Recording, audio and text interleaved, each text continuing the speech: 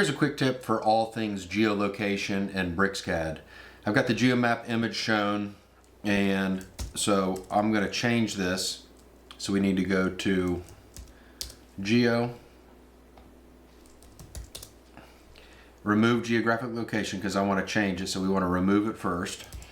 Type Geo again, and for this one I'm going to pick Florida, FL 83, and I'm going to do north feet.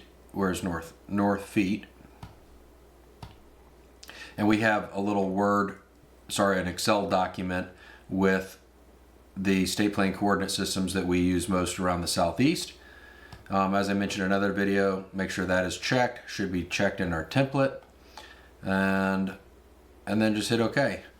Now we've reset the geolocation. I'm going to hit GM and then I for image to turn it on, and zoom out and look for it. And let's grab this box just as an example.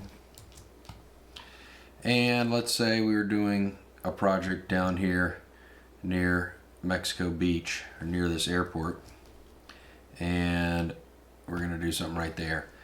Then do Geo Map Image and pick the first corner, and then you can pick there, and then now it's going to set up this image here. And then in your properties, the fade, you can change your fade to 60% or whatever it is that you want. If I go back to GM for geomap and O for off, it's going to turn that off, but now I still have something here that I can get to and print. And I'm trying to find this. Let's see. Yep, there it is. And so now it'll show up in the plot screen.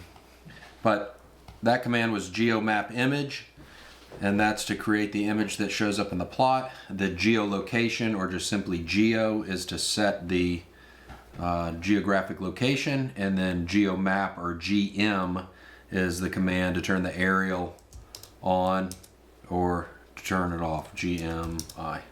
And that's it. Thanks so much.